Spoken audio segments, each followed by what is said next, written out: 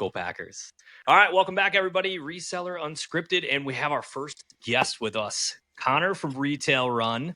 And it's going to be kind of fun. Connor's only been on for about 4 months now, so he's going to give us all the insight on being a new seller, because Ari and I have been on a few years now, and it looks a little bit different for us. So I'm very intrigued to see what his perspective is on a lot of stuff. We were already chatting a little bit before we started here. We all have very different and similar sales strategies, so I'm excited to hear what everybody's thoughts are. Ari, how are we doing today? Another day in paradise, baby. Connor, so stoked for you to be here. Honestly, guys, me and Dusty, I know that we just put this episode up on Monday, and you guys have already shown us so much love. You've come into my shows, you've come into Dusty shows. Ari, Dusty, where is the podcast? It is up on YouTube, Spotify, Apple Music. My little joke has been it's on Napster and LimeWire too. Yeah, very important. That's been my joke. The LimeWire days. We do have a microphone, but it's not connected to anything, so we're getting there.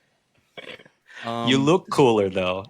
Let me tell you something. I opened up a box this morning, and there's somebody on Whatnot that this is their clothing company. It's called the Trash Golf Shop, and let me tell you something. Gosh, dude, the quality on this brand. These are great. Oh, dude. Oh, you got one too? Yes. Where's I got mine? You too. Dusty, I got you. I opened up a package this morning, and it's all I love the Bass Pro Shop idea and all that. It's great. So I'm trying to also it's so cool because people can also launch their own brands on Whatnot. But anyways, today's been insane. Connor rolled up to the office in New York this morning. We did a talk show this morning. Was able to really what we're going to be able to do now is you guys can in a sense re-listen to what Connor kind of preached this morning, and now we get Dusty in here too, and then you can listen to me yap, hopefully not too much. And then me and Connor had a fun collab show today also. It was insane. Crazy show. We had 3 hours. We said we're going to sell 100 shoes an hour, and we blasted through 300 shoes in 3 hours, and it was such a fun time. So that's amazing. Yeah. Okay, Connor, tell us a little about you, what you do, what you run, how long you've been going. We need the tea. Yeah. Thank you guys for having me, first off. So I'll give you guys a really quick background of before I got into Whatnot, what I was doing, because I think there's some good context there. So I graduated from UConn with a civil engineering degree, and that's what I was going to do. I never really thought much about what I wanted to do after school, after college, but I figured, okay, I know I want to make good money. I'm good at science and math. Let me just do engineering. That was a terrible idea. So much work. I hated it. Anyway, I graduate, and I'm like, you know what? I've got a couple months before my job starts. Interviewed for a couple jobs. Had some jobs ready to go. I had about 6 to 8 months of free time. So I'm like, you know what? I'm going to figure something else out because I'm dreading starting this job. And so that led me to figuring out ways to make money online. So I'm looking around at all the classic stuff, drop shipping, this, that, Amazon FBA. And then I leaned into software. I found that, and I started doing, I started a software business where I was selling a CRM system to local businesses, around local towns. So I would go call up or walk into local plumbers, chiropractors, dentists, things like that, sell them a software platform that's already done, because they let you white label it. So you can just put your own logo on it. So it's really cool. You get to keep all the revenue, and it's white label software. And that's what that is. And it's a great model. And that's what I was doing for a while. Then I also started doing affiliate marketing for that same company, which was going really, really well. And that's what I've been doing for a while. And then that's what led me to recently, my brother put me on to Whatnot. He's like, dude, live selling is blowing up. And I was kind of seeing it a little bit too from the TikTok avenue. I didn't know what Whatnot was. And I was seeing it from the TikTok side. I can see live selling is absolutely blowing up for sure. And he's like, dude, you gotta jump on this. So I started to dip my toes in a little bit. I got my first lot of returns, and then that was 4 months ago. Well, it was actually probably 5 or 6 months ago. I kind of delayed for 2 months. I just had the shoes sitting there. Then I jumped into it. And just ever since then, I've just been kind of getting the feel for it because I'm new to e-commerce in general. I'm very much so on the marketing side for the past 3 years. That's what I've been doing. And I'm super new to the e-commerce. So it's been fun though. It's been fun. That's awesome. So I know our listeners are going to want to know, what was it like when you started? Was it super painful when you started? Did Whatnot help you at all to kind of get things rolling? Did you start everything at $1 and take a risk? Give us a little bit of insight on what it was like your first couple streams. Yeah. So I think I had a little bit of the thick skin built up, like from my years of experience that I have doing these other business models. I know what it's like to start a business, and I know you get basically kicked in the face a lot of the time in the beginning. So I was totally fine. My plan going in was like, hey, I'm going to buy this lot. I do not care if I lose money on everything. I'm essentially investing in my audience. I'm investing the money that I'm going to lose into building that audience. And that's what I did. I ran everything at $1. I did not care because I knew if I start everything at, 10, 15, 20, whatever, and like try to hold back the good inventory and try to be like, that's not going to work. For me, that's what I thought at least. So I started out everything at $1. In the beginning, I lost a bunch of money. Or actually, I didn't even lose that much. Now that I look back on it, I was like breaking even, maybe down a little bit. So it really wasn't anything crazy. That's the mindset I went in. I'm like, I don't care if I lose money. I'm building audience, and it kind of worked out so far because I've been able to build a pretty solid audience and now start to get into a little bit of profit towards the recent months. Awesome. What would you? A lot of people that are following us right now are kind of just getting started. They did the same thing. They did their research online, and it seemed like online reselling is the way to go, or they're already an eBay seller. They have a boutique and they're like, okay, well, maybe I should try this Whatnot thing. And a lot of people's experience is that first like 4 or 5 shows is painful. What would be your advice to somebody who's just kind of getting rolling? Yeah, I would say the biggest thing, like for me, obviously, in anything sales related, the biggest leverage that you have is like building relationships because that's what's going to sell. What's going to help sell. So if you can even have 2 people in the show, if you can be super attentive to those 2 people and build a strong relationship with those 2 people, I think that's going to be, even if you don't have 10, 15, 20 people, every single person that comes up, it says it on the screen. Just like, hey, John, how's it going? How's your day going so far? Start talking to them. Then that's going to help you move a couple items in the beginning. I think that's probably one of the highest leverage things you can do because someone like that has a couple hundred people in the room, they can't say hi to every single person and still maintain the speed of selling. It's just not at scale, like not that scalable at that size. So if you're a smaller seller, you can do that all day. Even if you have 20, 30 people, you can talk to every single one of your people in the room. And I think that helps a lot. Yeah, Ariane and I hit on that a ton. So many people focus on the number up in the corner. And I was telling my wife, Laura, started kind of our channel. And that was one of the biggest things that I told her at the beginning. It doesn't matter how many people you have in your room. If none of them are buyers, it doesn't matter. So focus on that one buyer you do have and retain them. Find a way to retain them. Make it personal. Make it fun for them. Engage with them. Find a way, and then do the same thing the next show. Then you got 2 buyers, and then you got 3 buyers, 100%. and that's what matters the most. It's great to have a lot of people in your room. If they're just chatting, it doesn't really matter. That's not a business model. That's a hangout group. Yeah, definitely. It feels good to have the numbers in there, but at the end of the day, yeah, it's not what matters. Exactly. Yeah, that's super great insight. So when you first came on, did Whatnot come alongside you at all? Did they offer you any special promotions? Did they say, hey, we'll help push some of your shows? Or were you totally just like, this is all new, I'm just going to start my first show and we'll see what happens? Yeah, so I didn't really realize that that was a thing at first. Like, I didn't realize I should have thought of that because it makes complete sense that they would provide that type of assistance to the beginner sellers to do like to boost your shows and things like that. I didn't know that for my first like 2 months. So for the first 2 months, I actually was talking with Trends or Trash, Adriel. I met him through a Facebook group. And he helped me a lot in the beginning with some tips and things like that. And one thing he said to me was like, hey, dude, you should try. I was like, dude, how should I like promo outside of like, what's the best way to do that? Should I pay for the Whatnot promotion or what should I do? He's like, dude, you should try sponsored promotions.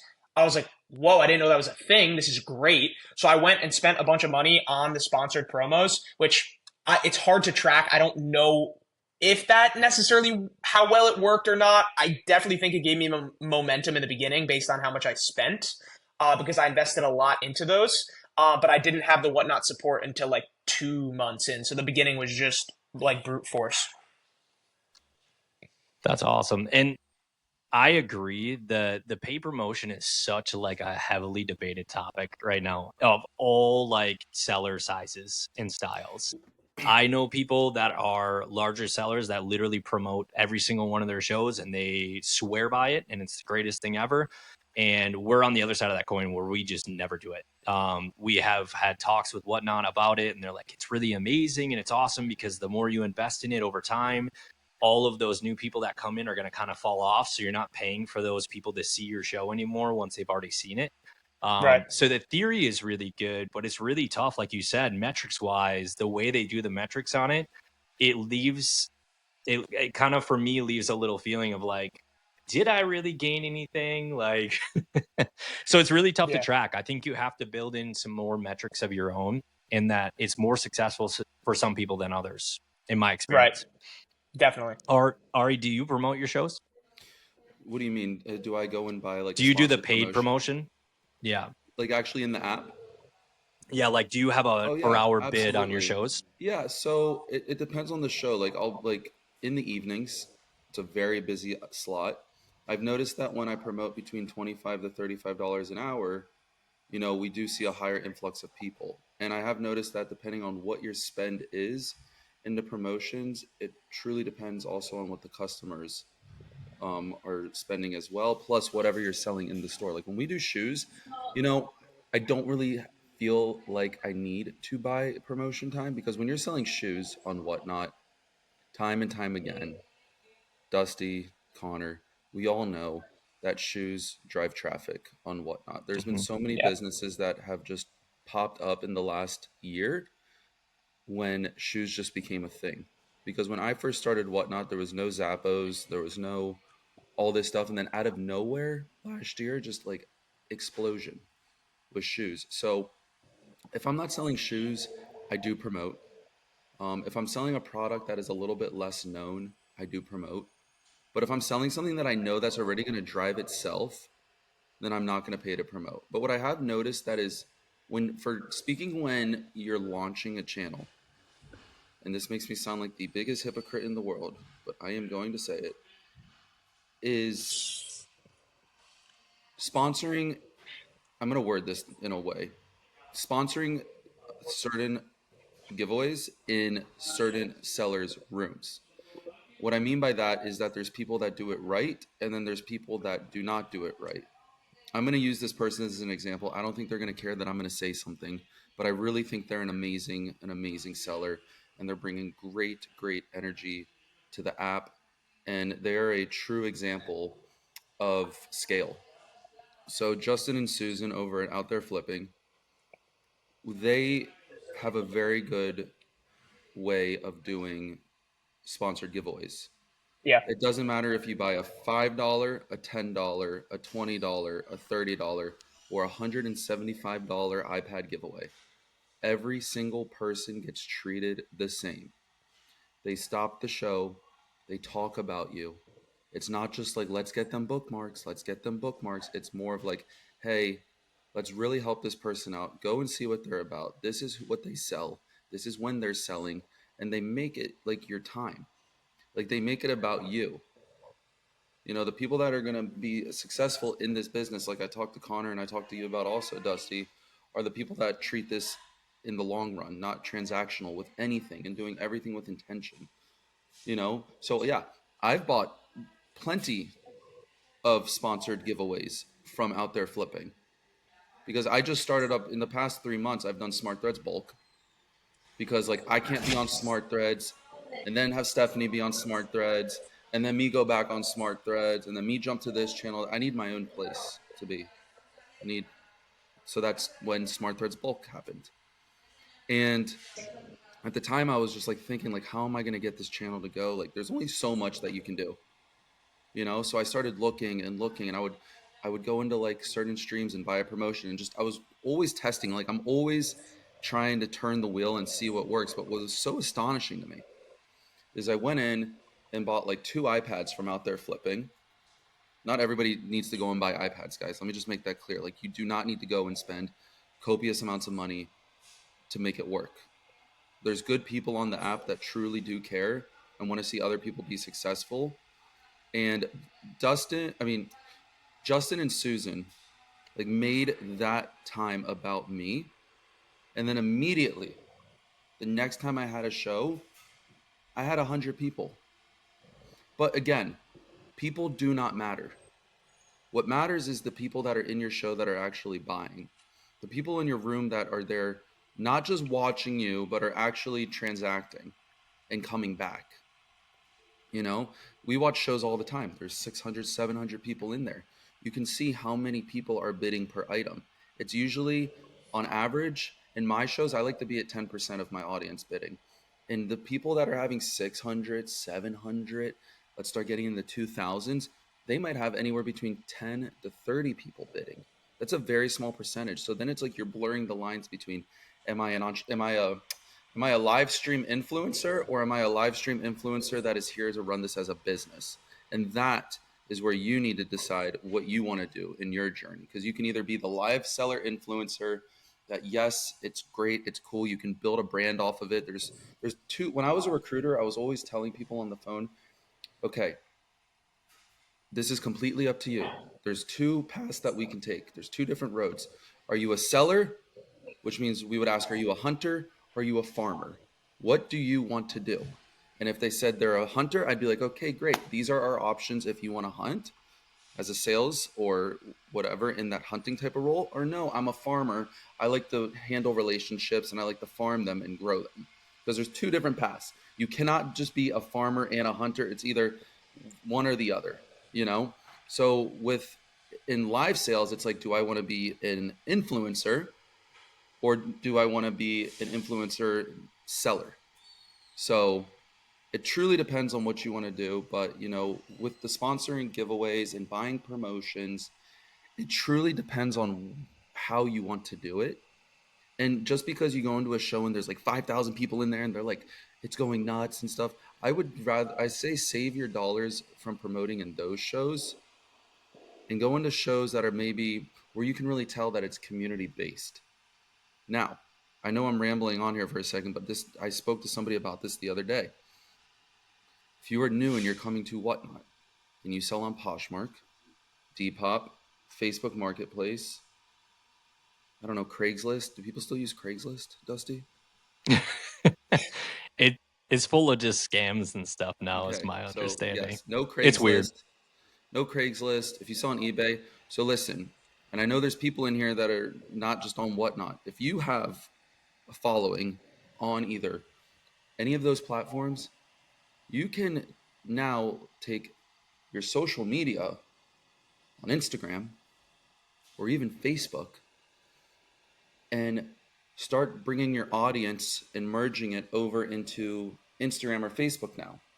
And then if you want to go, okay, I'm ready for live sales, guess what, ladies and gentlemen? Now you have an audience that is going to flow from either Instagram or Facebook to your live shows. That's what I think. But, yeah. you know, what do you think, guys? Yeah, I think that's great stuff. I think all around really, really good. I think we've talked about it quite a few times, but just trying to exposure is everything. Any way that you can get exposure. If it's social media, if it's going in other people's shows, so many successful sellers started as buyers in other people's shows and created a following just from interacting, just from talking with people, supporting other sellers, promoting upcoming shows, modding for them. Any way that you can get your name out there, they're going to click your name. They're going to follow you because they like the comments that you're doing. They like how helpful you are, how supportive you are. And they're going to end up showing up when your shows happen. There's so many people when Laura and I first started that are now big sellers because they came in our shows and they gained a following.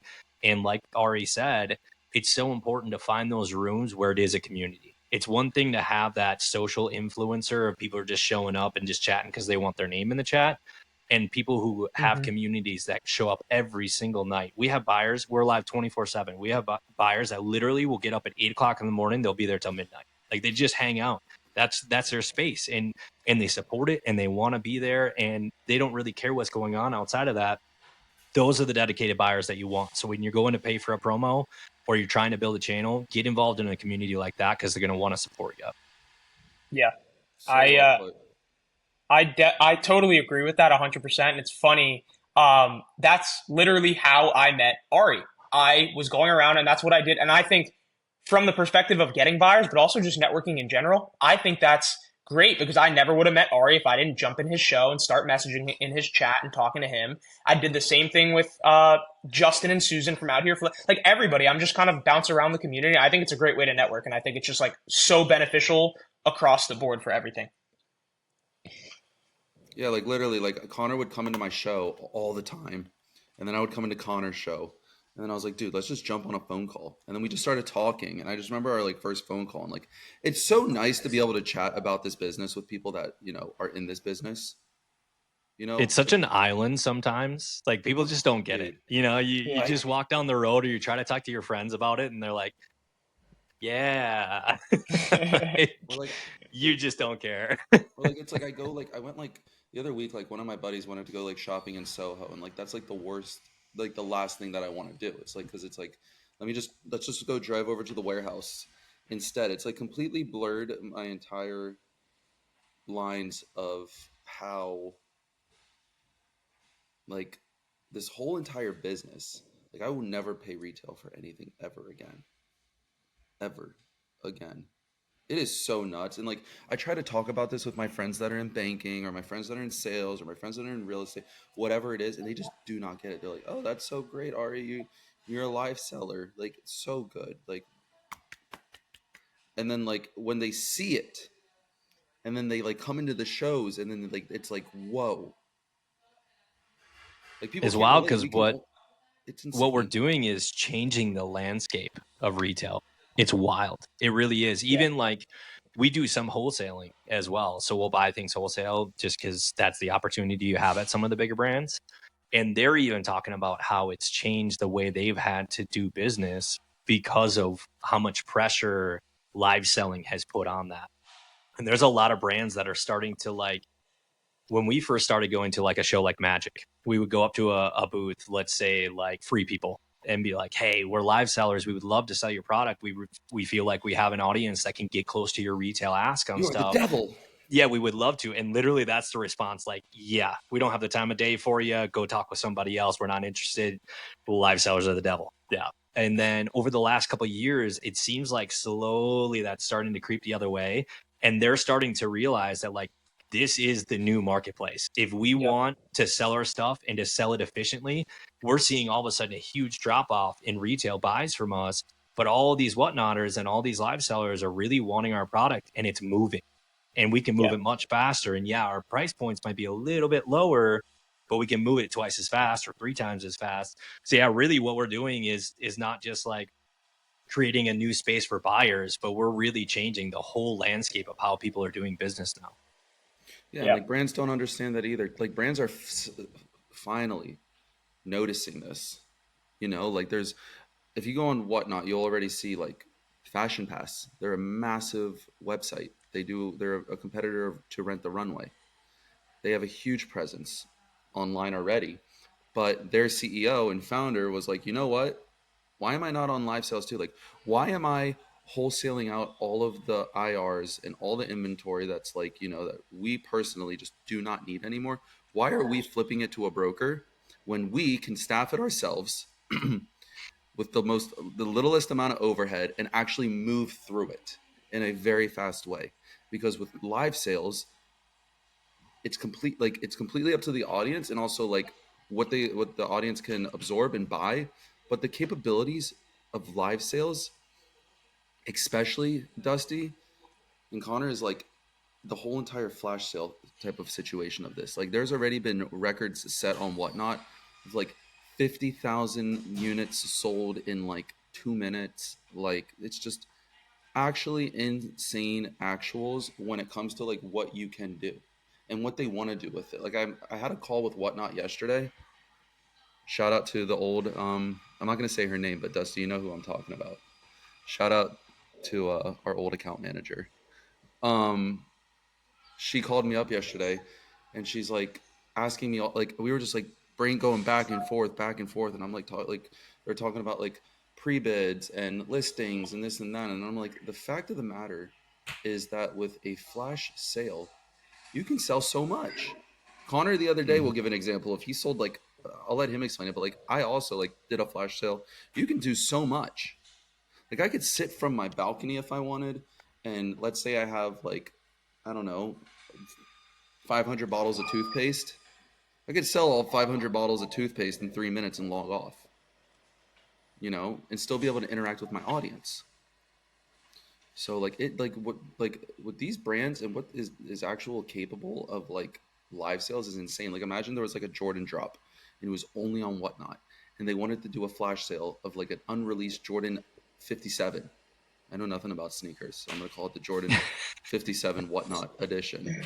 Okay, and they load up 100,000 Jordans in there, the Jordan 57, and in 1 minute they're sold out. Not even a minute. Sorry, the bots just it's gone like that. You know, that's what this is where it's going. Yeah, it's actually insane, and it's so early too. Like it is so early. Nobody on Whatnot's yet reached 1 million, right, Dusty? No one has 1 million followers yet. I think Cool Kicks is going to be the first. Yeah, probably. They're going to be the first for sure. You would think sports cards would have got there first. But Cool Kicks is a prime example of like just coming into Whatnot with like a massive powerhouse already behind them. Like their business is like, I feel like Whatnot for them is like a very small percentage. If anything, it's like they're using it as a way to promote Cool Kicks as well too. You know, 100%. But yeah, it's insane to think about this. That's kind of the route I wanted to go today. Anyways, we're getting into the fourth quarter, and I want to talk about sales strategy. What changes for you guys? And Connor, this is your first like true fourth quarter, so that's why I'm really intrigued to see like what is your game plan as compared to like Ari and I, who have gone through the fourth quarter several times now on Whatnot. What's different? Do you push flash sales more? Do you stock different inventory? Do you plan on having a bunch in your store? Do you plan on doing sales with your stuff, or do you just plan on running more volume? What does it look like for you guys?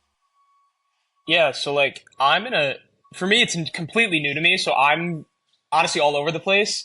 I have a lot of things that I have yet to test out that I'm excited to test during Q4 when things are going to be good. Like Ari mentioned, I did test a flash sale the other day. My first ever flash sale.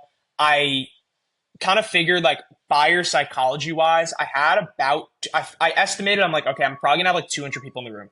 So I'm like, okay, if I can hit 10% of the room, let me purposely limit, I had like 100 units of socks. Let me limit that flash sale to only 20 units so that there's more scarcity involved. And I sold out all 20 units in like 2 seconds. Like the thing immediately just went to zero. And I know it's only 20 units, but it was kind of cool to see that I hit 10% of the room. So the next show, I'm like, okay, let me see if I can push the number up a little bit and see how far I can push it. And these were just mystery packs of socks, Nike, Adidas, stuff like that. But I was testing out kind of how the flash sale, I'm not sure. I've only done it twice. The second time I did like 25 units. I had less people in the room and I still did like 25 units. So it was cool. I think there's definitely like a build up involved, and like there's obviously the sales side of it, and you have to like hype up the items and stuff. But I think the flash sale is something cool that I think will be really good to move something that's not a unique unit, like a shoe that has a dot on the left side that you need to call out. But if you had like socks or things like that, so I think that's something interesting that I want to test more. And then I'm right now in a big transition period of like possibly going from my house, which is super difficult to like sell out of right now with the amount of like shoes that I'm doing, to like a warehouse. So I think that will help too. I'll have way more space. I have people helping with the shipping. It'll be more organized and things like that. So that's from my perspective, like complete beginner to Q4 is my first Q4. That's where I'm at. And I think moving to like just kind of kick up the volume, do more shows, and just try and kick it up a little bit. Yeah, I think you hit that spot on. I think that anybody who's in your shoes, still a small operation, the best thing you can do is just slowly continue to build that volume. Because if you go too quick, and especially in the fourth quarter, a lot of people, I feel like, fourth quarter is coming, or right after the fourth quarter, oh my gosh, I had a big fourth quarter, now I'm going to buy a giant warehouse and I'm going to do all this stuff. And then all of a sudden March comes and it's like and they don't expect it because they've never been there. And all of a sudden it's like, holy crap, my overhead went from just my mortgage to all of a sudden I've got 20 employees and I've got this massive overhead.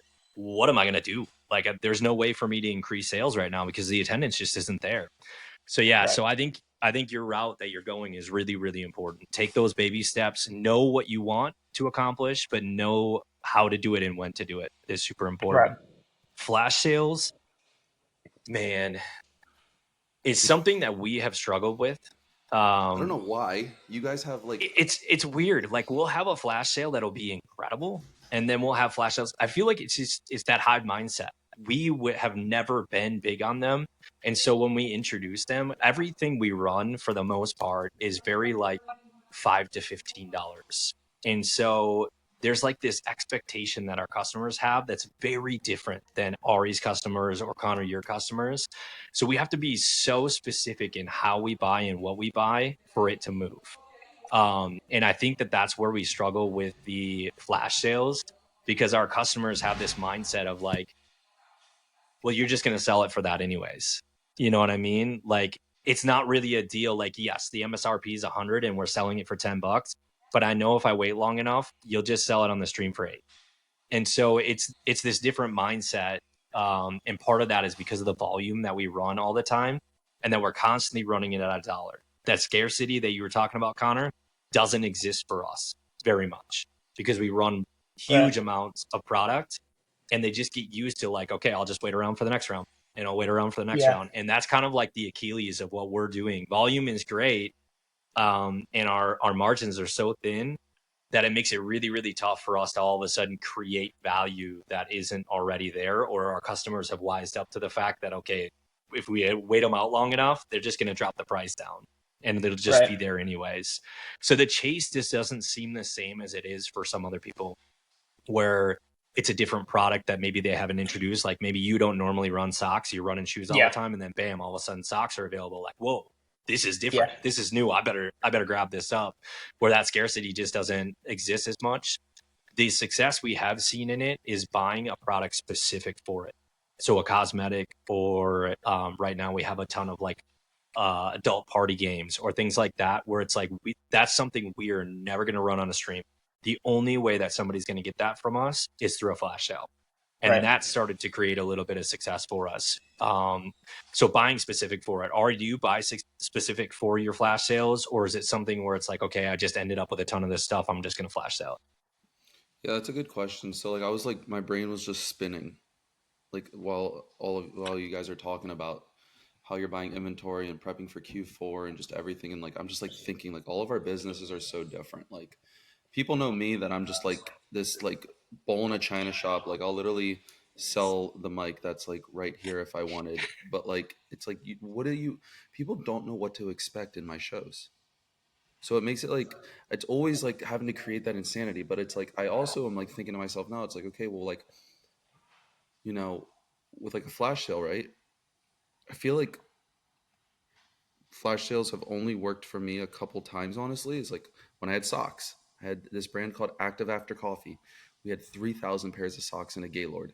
I wheeled the Gaylord over, put it on camera, put the camera down, and stood behind it and started throwing socks and handing them out in my warehouse to everybody, and then ran a flash sale. And that worked great. But like, there's been other times, like when I bought that like La Mer stuff, if you remember, Dusty, I had all that like La Mer, creme de La Mer, like eyeball stuff.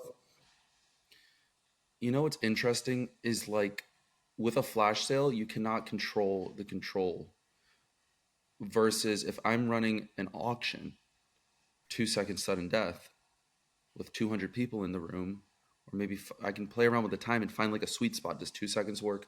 Does 1 second work? There's no 1 second. Is there a 5 second that works? And then it's like I'm on camera this whole time just selling it.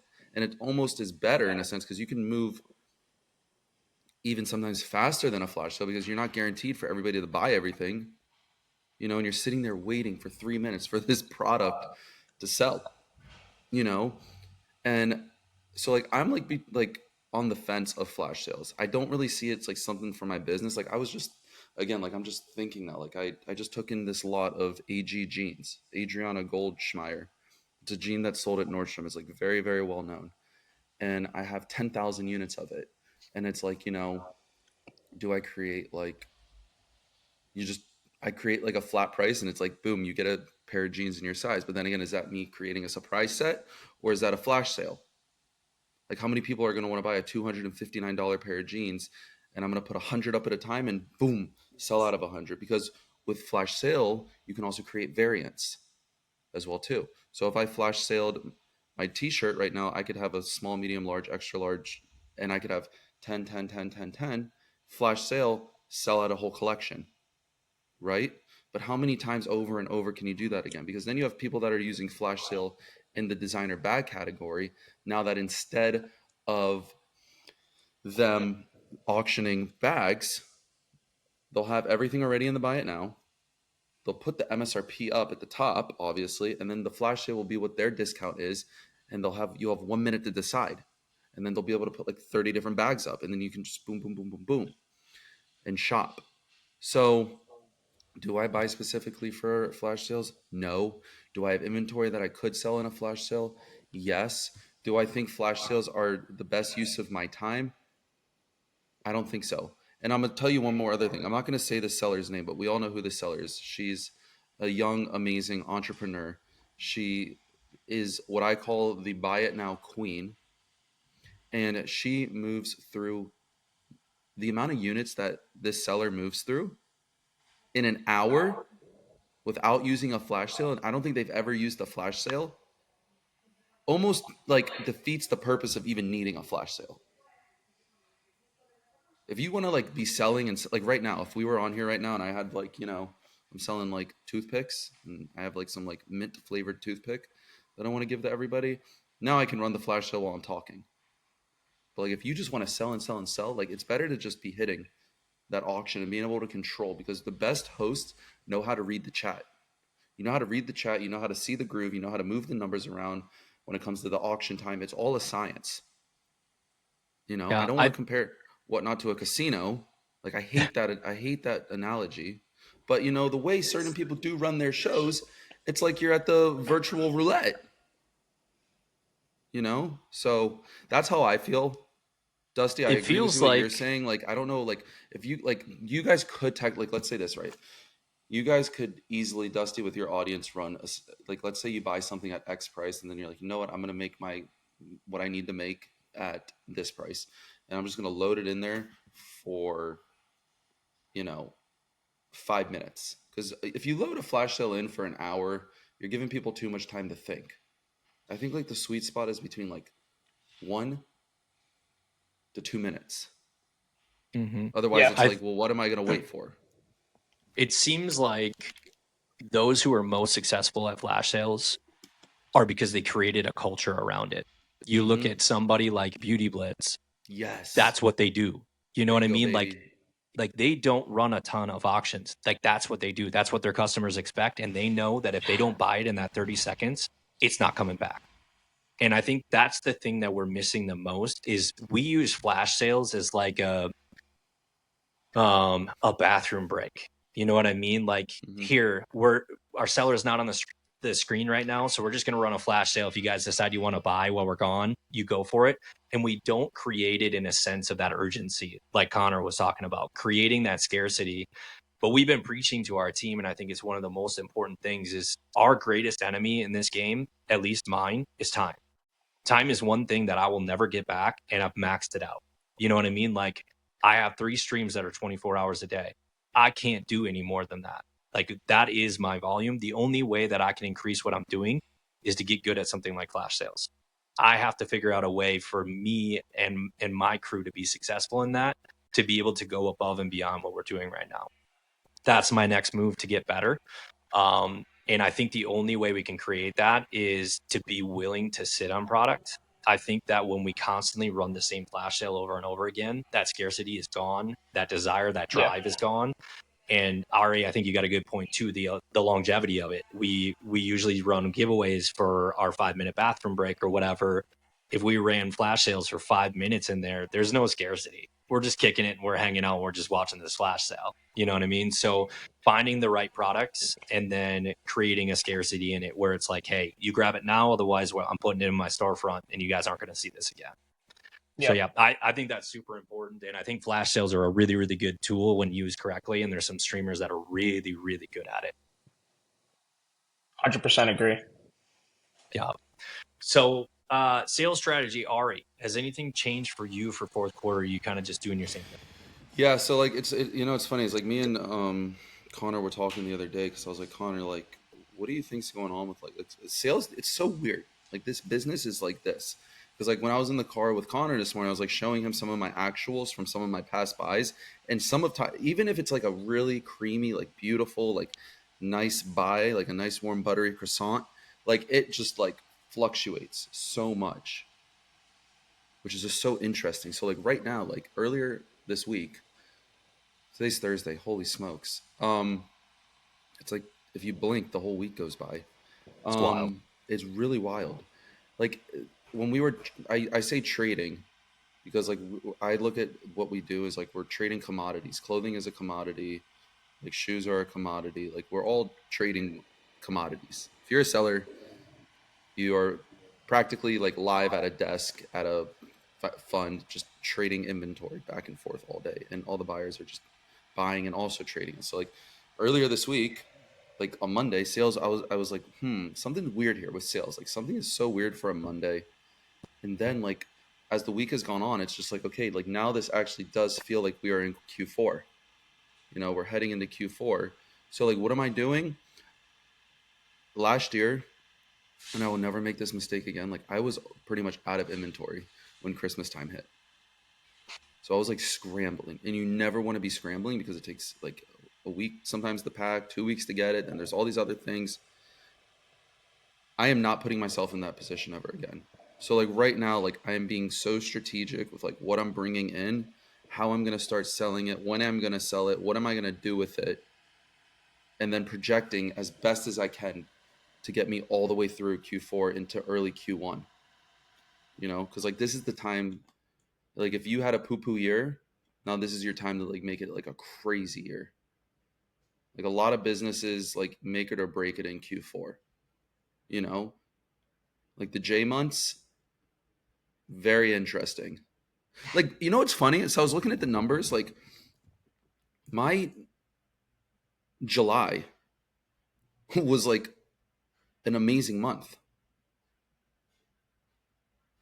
which makes no sense because like I think it had to do with the inventory we were selling. We were selling I was going to say it's product. It's what I'm telling you. So like that's when it's like this is like my argument with, it's not an argument, my like literally my tennis match between me and my co-founder all the time. It's like inventory, how seasonal. Like June was Baki, terrible. July, all of a sudden you have like Sandro and Maj, Zadig and Voltaire, a couple sample sales that we cleaned out. It's like, oh my gosh, like this is crazy. Then August comes around. It's like, well, we don't have that inventory anymore. And you just see how everything just trades back. It's so funny, you know? Yeah. Inventory is everything. You guys like, but again, like everybody can sell different things. You don't need to have the latest and the greatest. Yeah, it's how you build it. I mean, it looks different. I mean, Connor is selling really nice shoes. I looked at some of his shows and he's doing amazing. RA sells a lot of high-end, really nice stuff. I'm selling CVS, Target, Kohl's, like stuff like that right now. So all of our businesses look different. They're just built different. Honestly, though, you're getting good margin, though, Dusty. I've been watching, like, whenever I have to go use the restroom at nighttime, like, I'll just scroll on Whatnot for a couple seconds just because it's habit. This app is just so toxic to my, like, I'm on it 24/7 to a point where, like, Valerie's like, shut off your phone. Are you on Whatnot? Like, no, I'm not on Whatnot. I'm watching TikTok. You mean Whatnot? Like, you will get, like, again, it just depends on who the host is. You guys, people a lot of the time are also just buying because of like they like something. It's not always because of the brand. Like like this is something that my amazing fiance spoke to me about last night. She's like, why do you, when you go on camera, like devalue your own merchandise?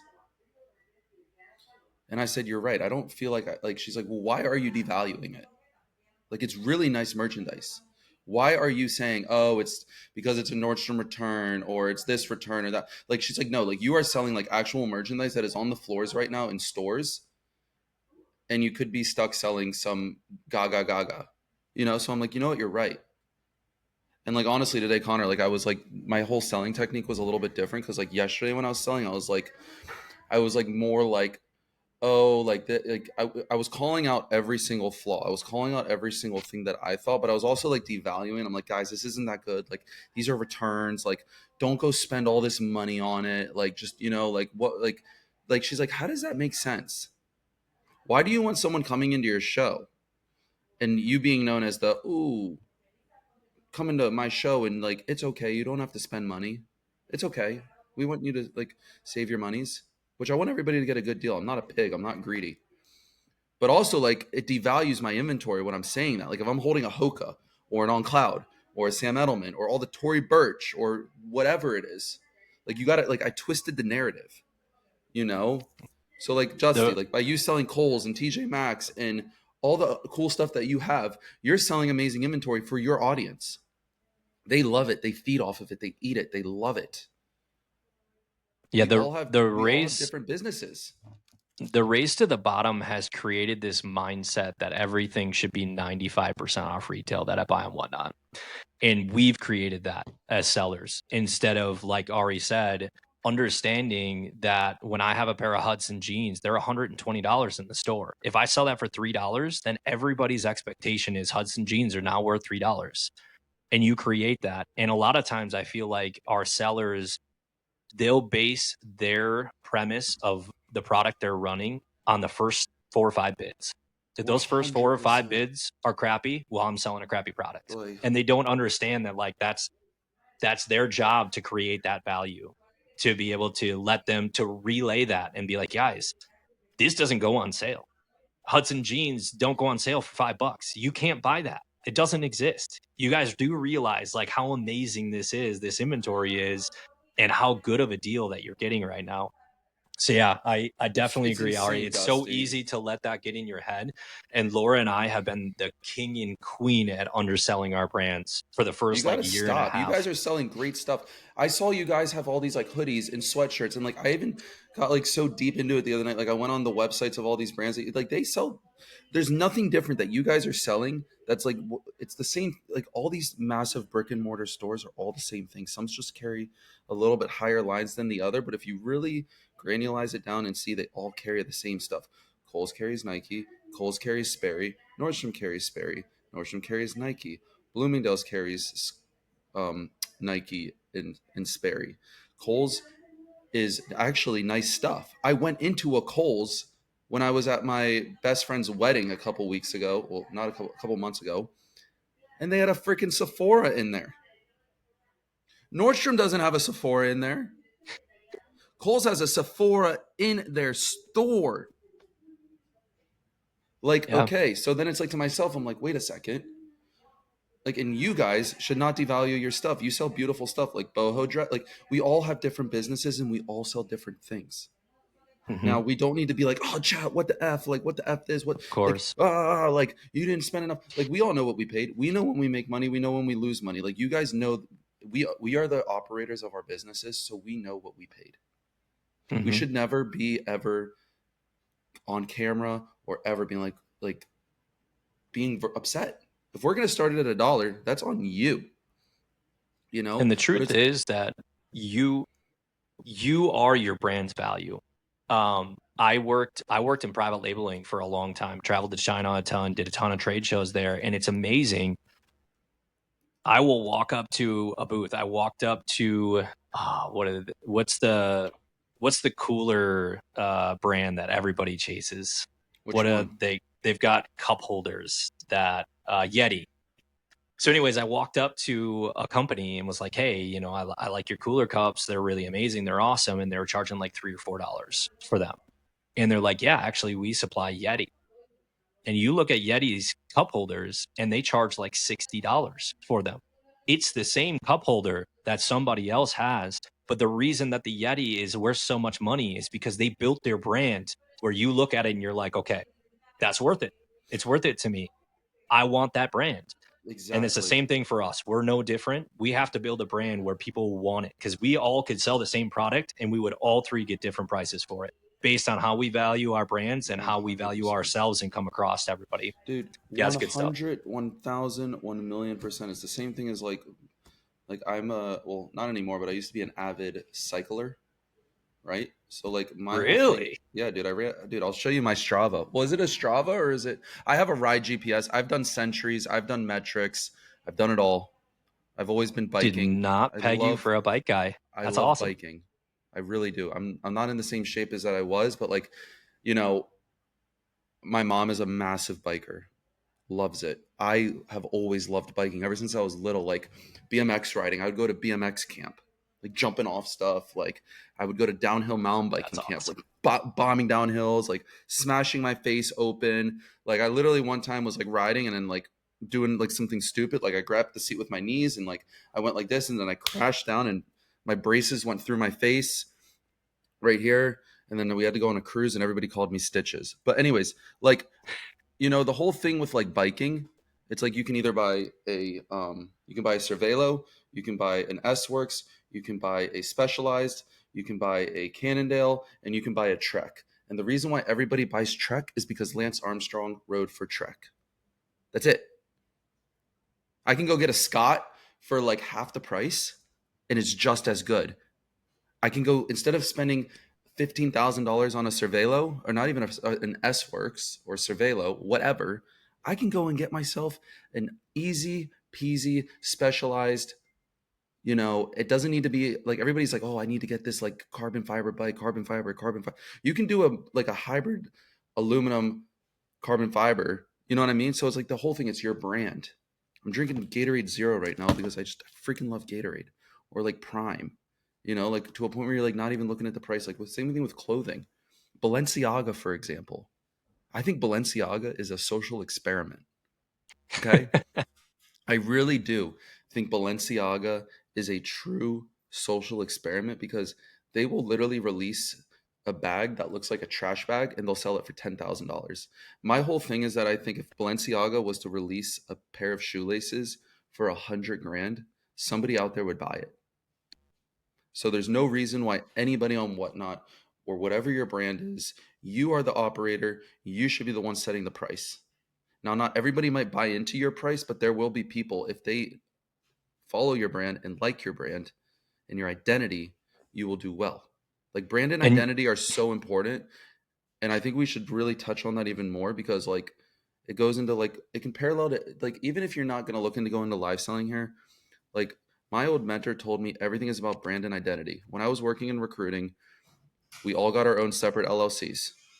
We said that we were, you know, a part of Pinnacle Growth Advisors, but what we really like, we were like our own contractors within Pinnacle. Like Brent was like the alpha, like that guy was like the coolest guy when you walk into a room. Mr. Brent Orsuga, like he was known in the supply chain and logistics industry as finding the number one talent in supply chain and logistics.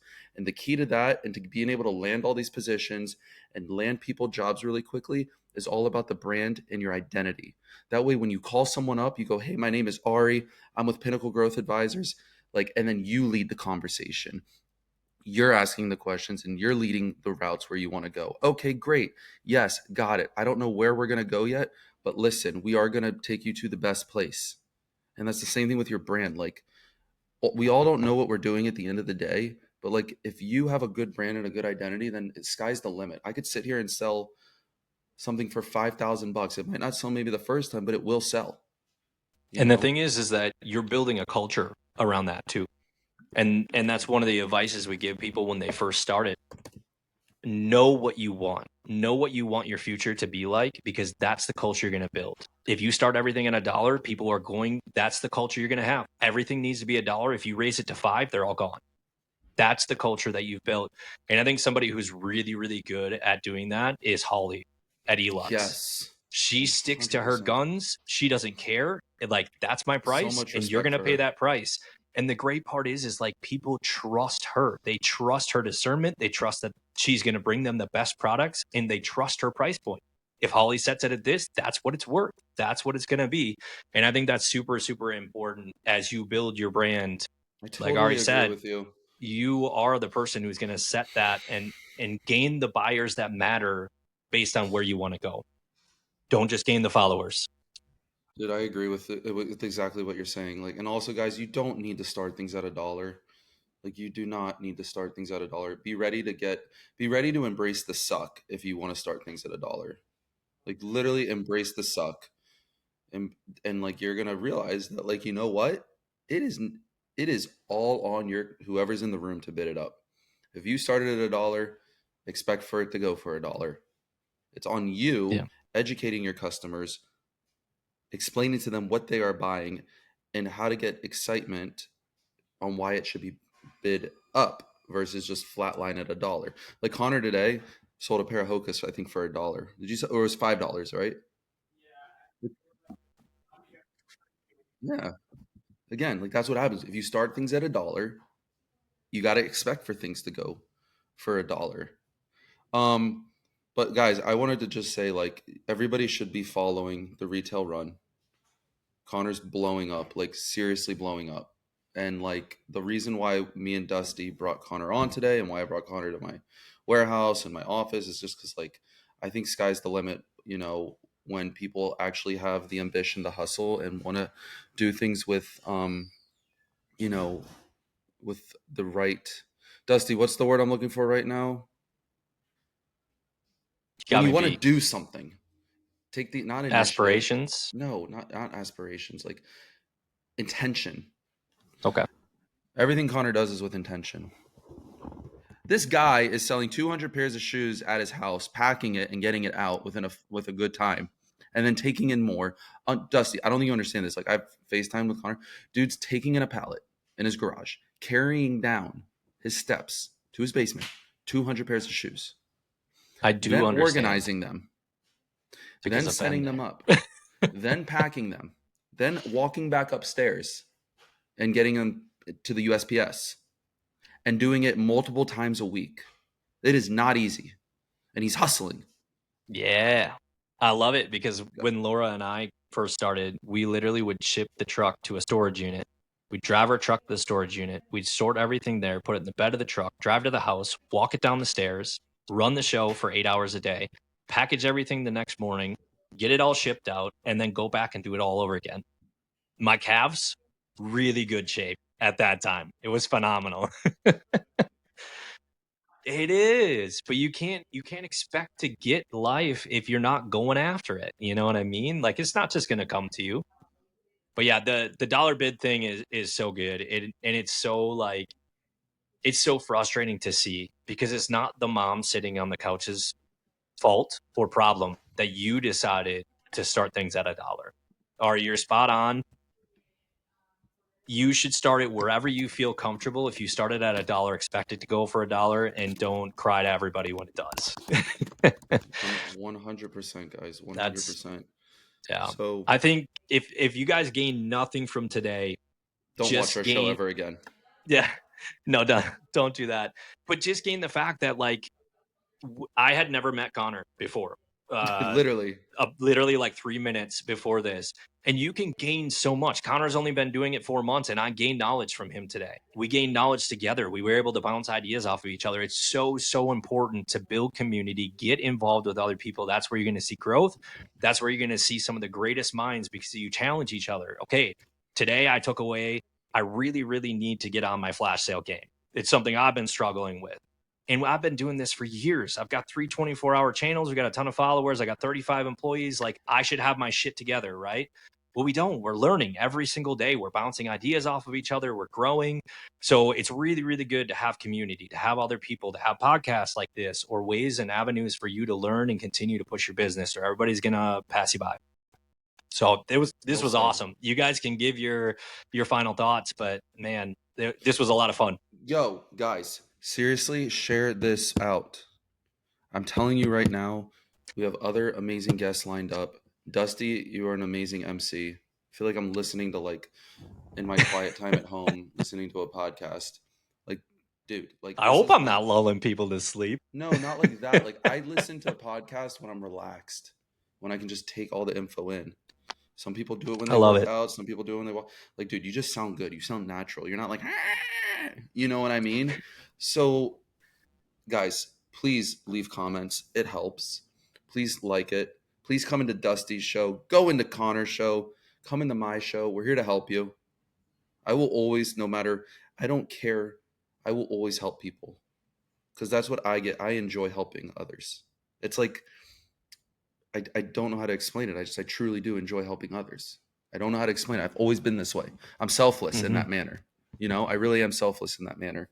But if you like the podcast, please, please, please smash that subscribe button. Like the video, drop a comment, even if it's feedback on what we can do better, let me know. And hopefully soon, I have one of these that actually work. Yeah. I don't know how to work it. We're upgraded. At least we got a nice clean place behind us. Got the grind on there. We're getting there. Yes. We're blessed to have all of you watching us, listening to us sincerely. Like Ari said, this is something we enjoy doing. We love talking with each other. We just love sharing knowledge. Everybody can win together. Everybody's going to bring in different buyers. We can all succeed together. There's no need for a dog eat dog world. We can all do it. And so we're blessed to be able to do this. If you can, click that like, click the subscribe. Like Ari said, any feedback, different guests that you want on, different ideas of stuff we should talk about. Again, none of this is scripted anymore. We're just flying by the seat of our pants and we're loving it. We're having a lot of fun. Hopefully you guys are enjoying it. Please give us that feedback and we will have our next episode next Thursday. And we've got another guest coming that we already got lined up. So make sure you guys tune in for that. We'll see you next week.